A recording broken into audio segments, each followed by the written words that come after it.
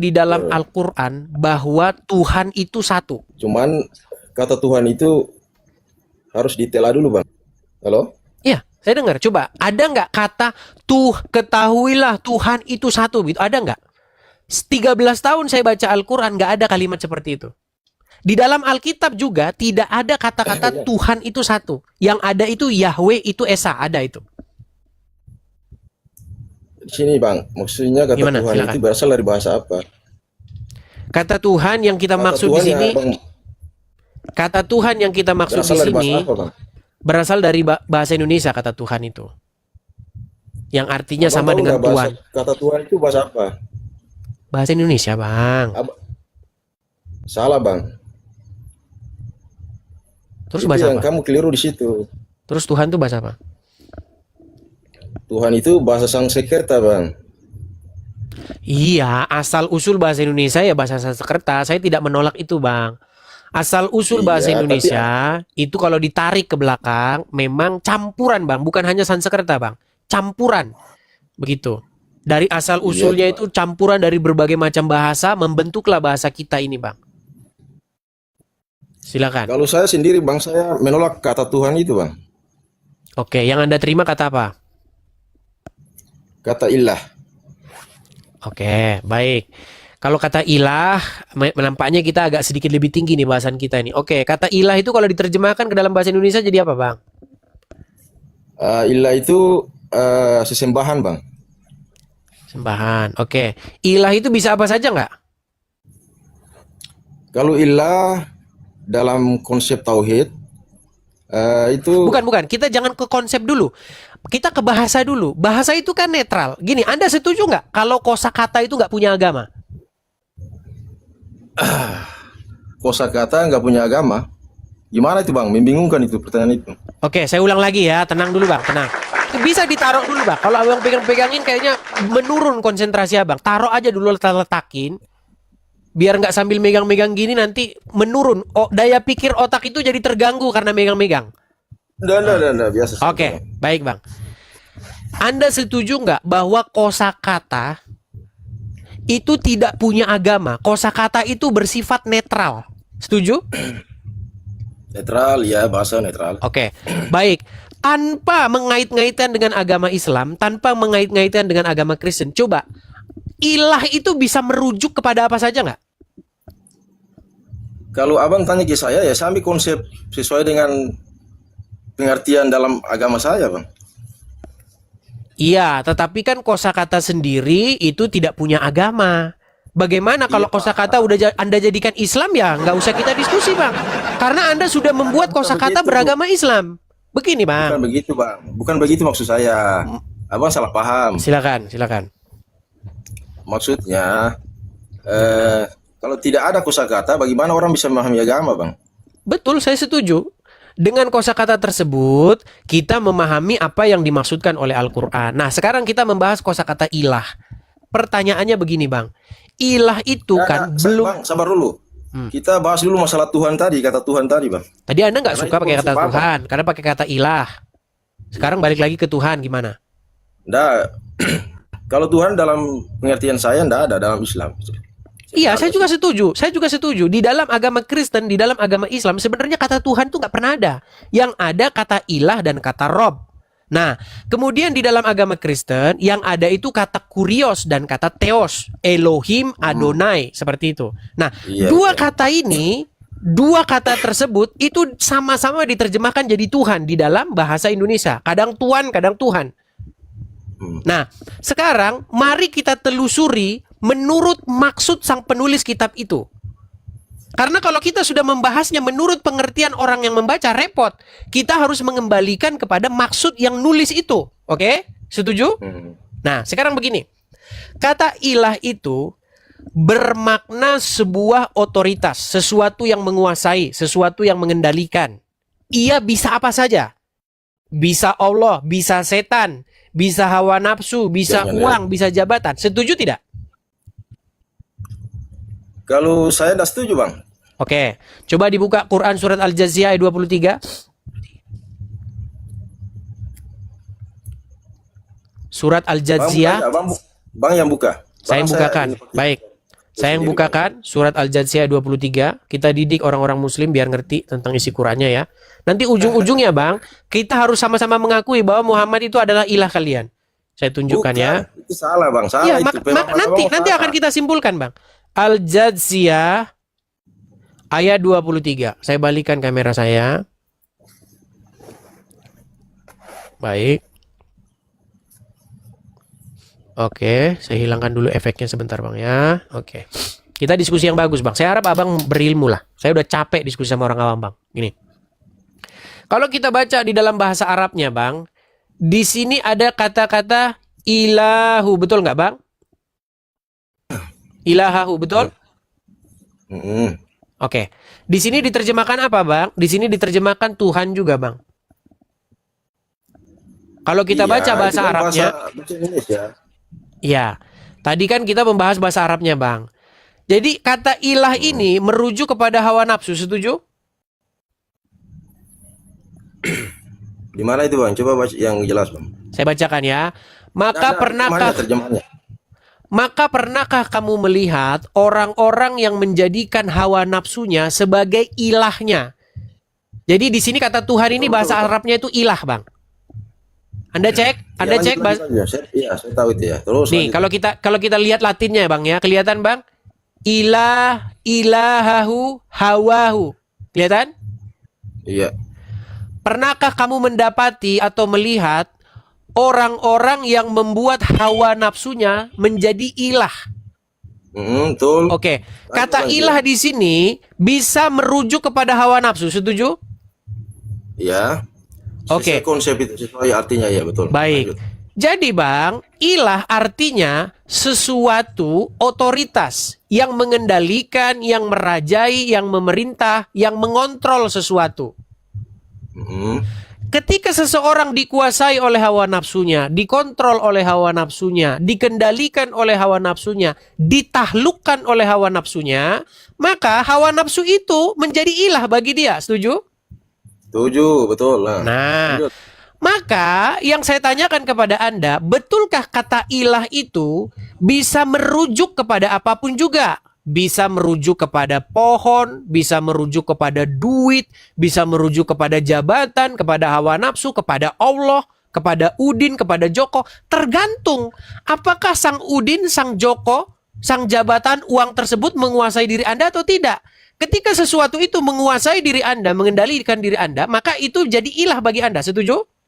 Iya, betul bang. Lanjut. Baik, di sini kita sepakat. Saya balik dulu kamera saya lagi. Biar kita diskusinya berbobot, Bang, ya. Saya balik dulu kamera saya. Kami di dalam agama Kristen kami, Bang, ada 3 Bang otoritas tersebut, Bang. Ada 3 Bang. Ada Bapa di sorga, kemudian ada Sang Firman yang menjadi manusia, dan ada Roh Kudus. Makanya Bang, seorang Kristen tidak boleh membantah Roh Kudus. Karena membantah Roh Kudus itu sama dengan membantah Bapa di sorga. Seorang Kristen tidak boleh membantah Yesus. Karena membantah Yesus sama dengan membantah Bapa di sorga.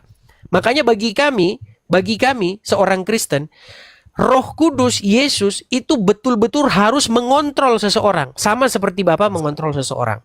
Jadi kalau kita bicara 3 ya, ada 3 di sini, ilah di sini. Tetapi ketiganya itu satu. Pertanyaan saya kepada Anda. Ini Bang, biar Anda mengakui bahwa Muhammad itu bagi Anda ilah. Begini Bang. Benarkah Anda harus membuat diri Anda patuh kepada seorang manusia bernama Muhammad?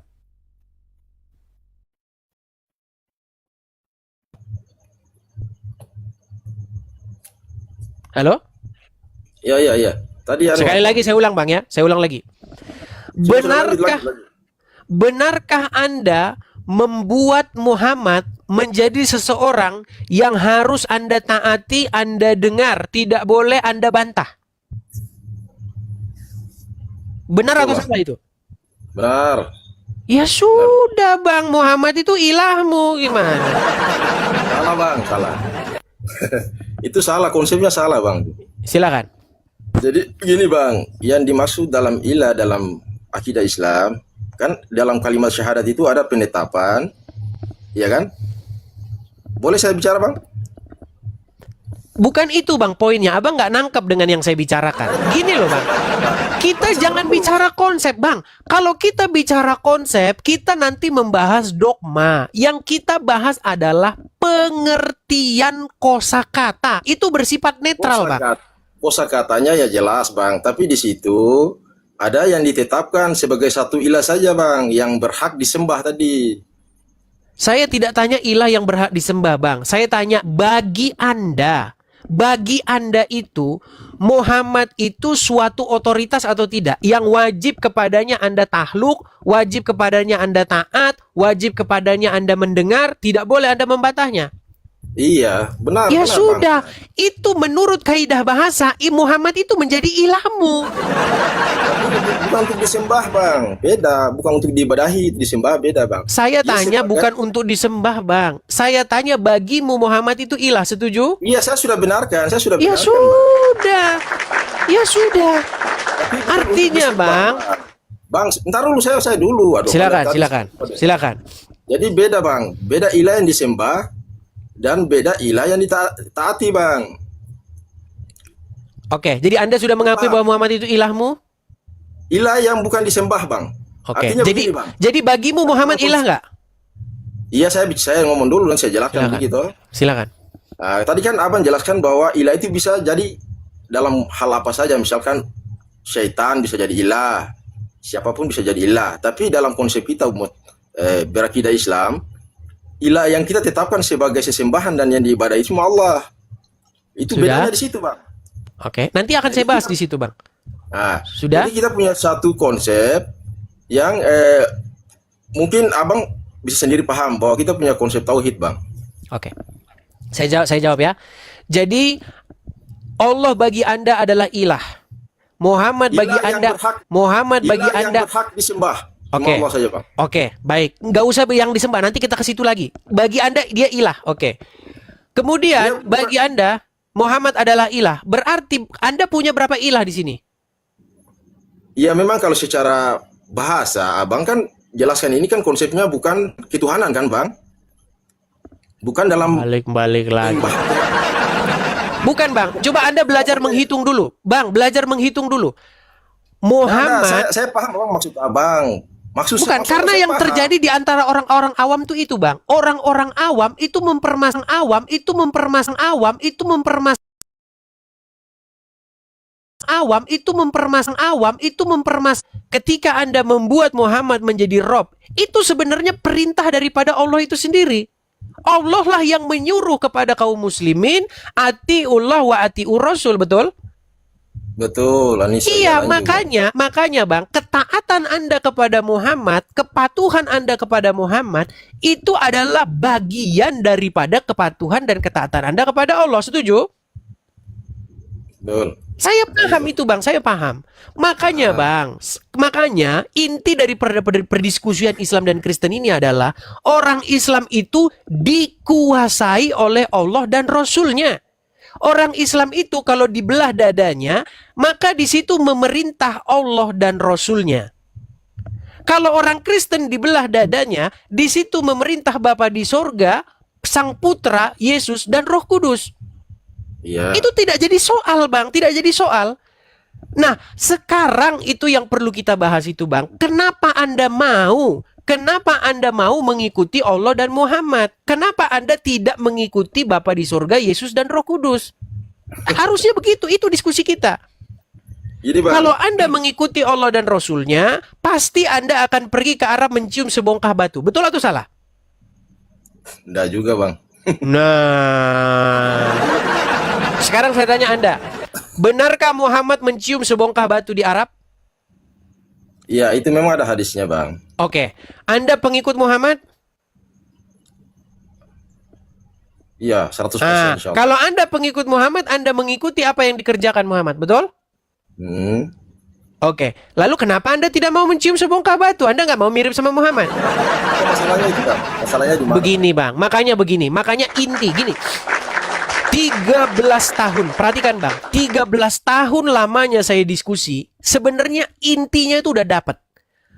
Islam adalah agama yang membuat manusia-manusia segambar dan serupa dengan Muhammad. Makanya orang Islam meneladani Muhammad, mirip sama Muhammad kelakuannya. Apa itu kelakuannya? Ya Anda tahu sendiri lah. Mana masa Anda nggak tahu kelakuannya seperti apa? Nih sekarang Bang, tenang. Saja itu, Bang.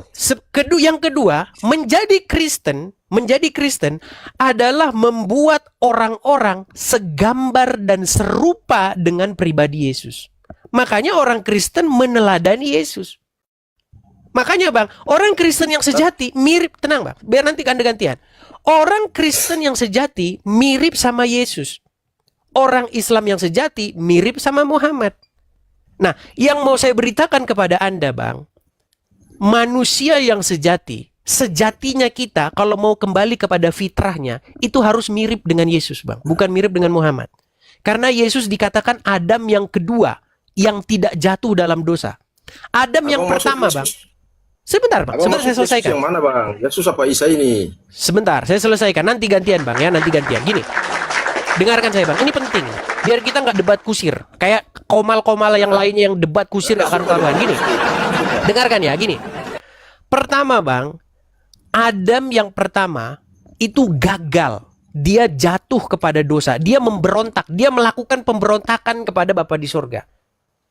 Kemudian ada Adam yang kedua. Adam yang kedua ini berhasil. Dia tidak jatuh kepada dosa. Dia berhasil sampai pada matinya. Makanya dia sempurna Bang. Nah makanya di dalam Alkitab dikatakan hendaklah engkau sempurna. Nah kalau kami tidak sempurna, kami jatuh bangun dalam dosa, maka ada Yesus sang penyelamat kami. Yesus sebagai juru selamat kami. Dialah yang menyempurnakan Bang. Berarti bebas bikin dosa Bang. Nah ini pertanyaan bagus nih. Berarti bebas dong bikin dosa. Pertanyaan bagus. Begini Bang, begini. Itu sudah dijawab oleh Rasul Paulus. Begini. Bukankah engkau telah dibayar lunas, bukan dengan emas, bukan dengan perak, kata Rasul Petrus ya, bukan dengan emas, bukan dengan perak, tetapi darah yang mahal. Nah, barang siapa sudah dibayar oleh Yesus, ditebus oleh Yesus, dia punya siapa sekarang? Punya Yesus. Barang siapa milik Yesus, kepunyaan Yesus, dia melakukan apa yang Yesus suruh. Bagaimana mungkin Anda berkata, berarti kita bebas bikin dosa? Seseorang, dengar Bang, seseorang yang menjadi kepunyaan Yesus, dia adalah milik Yesus.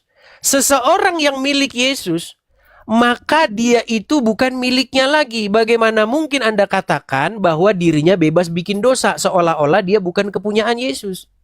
Begitu Bang, itu jawaban simpelnya.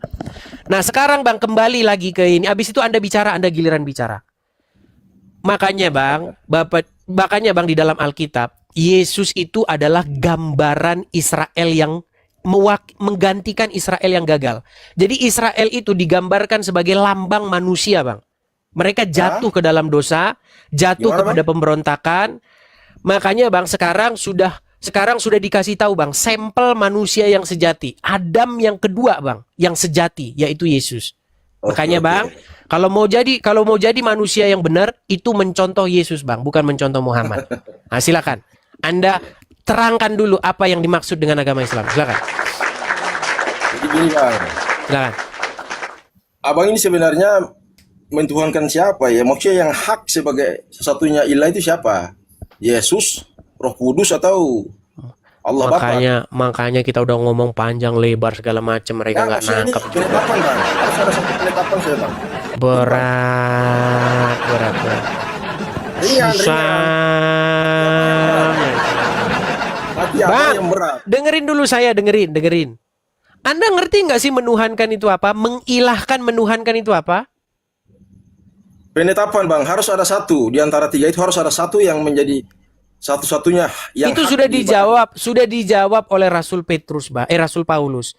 Di dunia ini memang ada banyak Tuhan, ada banyak Allah. Makanya Bang, bagi kami hanya ada satu Allah saja, yaitu Bapa di sorga, dan satu Tuhan saja, yaitu Yesus. Bukan ya? Ya, ngomong sama pohon pisang aja dah Bang, sana.